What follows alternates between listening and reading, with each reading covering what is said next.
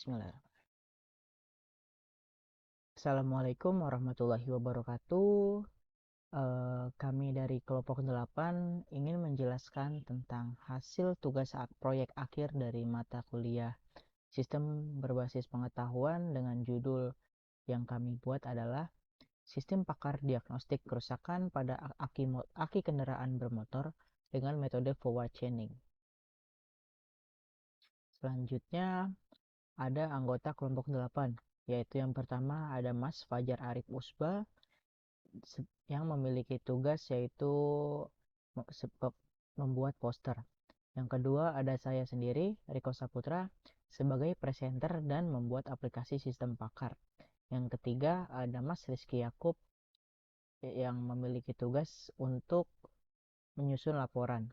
Dan yang keempat ada Pak Teguh Haryanto dengan tugas membuat flowchart.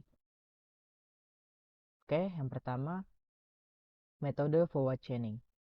Forward chaining adalah metode inferensi dalam sistem berbasis aturan atau rule-based system yang bekerja dengan cara memulai dari fakta-fakta yang diketahui, kemudian menerapkan aturan-aturan yang relevan untuk menghasilkan fakta-fakta baru. Proses ini berlanjut hingga tujuan atau kesimpulan yang diinginkan tercapai. Selanjutnya ada poster dari aplikasi kami, dari sistem pakar kerusakan aki sepeda motor. Yang pertama ada jenis-jenis kerusakan, tabel jenis-jenis kerusakan, ada tabel kondisi kerusakan, ada tabel hasil diagnosa, dan ada pohon keputusan dari kondisi aki. Di sini ada rule jika kondisinya K1, K2, K3, K4, K5, K6, K7, K9, K8, K9, K10, maka kerusakannya adalah H1 yaitu aki rusak total. Yang kedua ada K1, K3, K5, K7, K9. Hasil kode kerusakannya adalah H2 yaitu aki lemah. Yang ketiga ada rule K2, K4, K6, K8, dan K10. Hasil kerusakannya adalah H3 yaitu aki perlu pengisian ulang. Dan ada rule K1, K2, K5, K6, K9, K10. Kerusakannya adalah H4 yaitu aki overcharging. Yang kelima ada rule K3, K4, K7, K8. Kode kerusakannya adalah H5 yaitu terminal aki korosi. Yang nomor 6 ada K1, K3, K4, K7, K9 dengan kerusakan H6 yaitu voltase aki rendah. Yang ketujuh ada K6, K4, K7, K8, K9, K10 dengan kode kerusakannya adalah H7 yaitu aki bocor. Yang ke-8 ada K1, K2, K3, K5, K6, K9 dengan kode kerusakan H8 yaitu aki sudah berumur panjang. Yang ke-9 ada K2, K4, K6, K8, K10 dengan kode kerusakan H9 yaitu aki mengalami short circuit. Yang ke-10 ada K1, K2, K4, K5, K8, K9 dengan kode kerusakan H10 yaitu aki fisik rusak. Ini yang berikut adalah kondisi kerusakan yaitu K1 dengan pertanyaan berikut yang ada nanti di sistem aplikasinya. Selanjutnya ada flowchart aplikasi yang dimana kita mulai, kemudian login, input username password, kemudian validasi kebenarannya. Jika password benar maka masuk ke halaman beranda dan jika password salah akan muncul pesan kesalahan. Lalu masuk ke menu navigasi ada diagnosa. Diagnosa menjawab pertanyaan, menyimpan hasil, dan menampilkan hasil pengguna dan menyimpan hasil diagnosa. Riwayat kita bisa melihat riwayat diagnosa pengguna, ada panduan perawatan dari website kami yaitu tips dan artikel perawatan, ada tentang kami, informasi tentang sistem dan tim. Di sini jika sebagai admin bisa manajemen user atau pengguna dan bisa menghapus riwayat diagnosa dari admin. Logout kemudian selesai. Yes, itu adalah flowchart dari aplikasi kami. Itu aplikasi sistem pakar diagnostik kerusakan pada aki kendaraan bermotor dengan metode forward chaining. Di sini kita login dulu. Jika belum ada akun, kita bisa daftar di sini. Misal kita masukkan nama, password, dan email.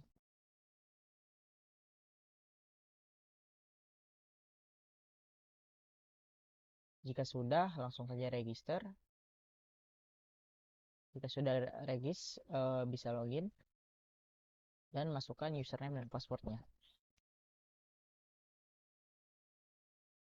Kemudian pada aplikasi ini ada beranda selamat datang di sistem pakar diagnostik kerusakan pada aki kendaraan bermotor. Di sini ada diagnosa, riwayat diagnosa, panduan perawatan aki motor, ada tips perawatan aki kendaraan bermotor, kenali tanda-tanda kendaraan bermasalah, cara mengganti aki kendaraan sendiri. Bisa dibaca di website yang kami buat. Di sini ada tentang kami, visi misi dari kelompok kami atau dari website ini. Langsung saja kita mendiagnosa kerusakan aki motor. Yang pertama ada, apakah kendaraan sama sekali tidak bisa digunakan untuk menghidupkan mesin meskipun Anda telah mencoba beberapa kali? Jika iya, iya. Jika tidak, klik tidak. Di sini kita jawab tidak bisa digunakan, tidak. Apakah lampu indikator aki pada dashboard kendaraan Anda menyala terus-menerus atau berkedip, memberikan tanda adanya masalah pada aki? Kita jawab saja iya.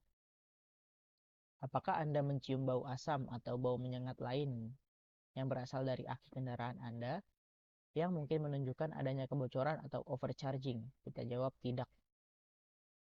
Apakah kendaraan sudah berumur lebih dari 3 tahun yang merupakan umur pakai standar untuk sebagian besar aki yang mungkin memerlukan penggantian?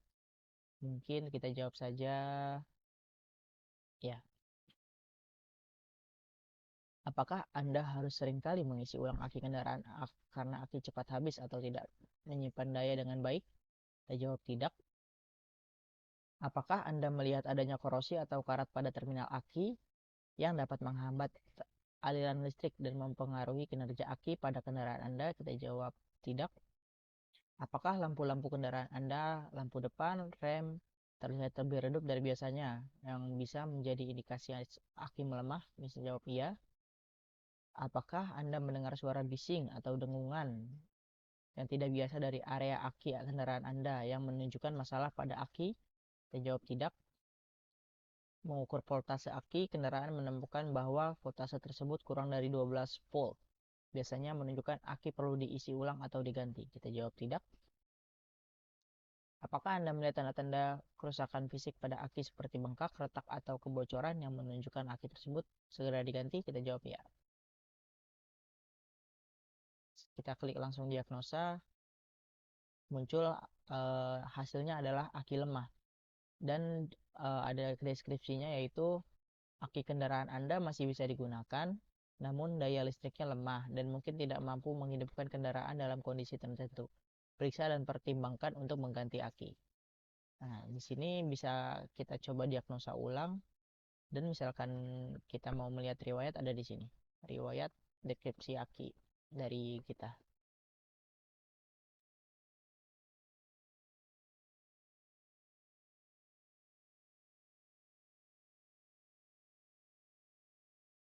Jadi kesimpulannya, aplikasi ini memanfaatkan metode forward chaining untuk mendiagnosis masalah aki kendaraan bermotor berdasarkan gejala yang terdeteksi.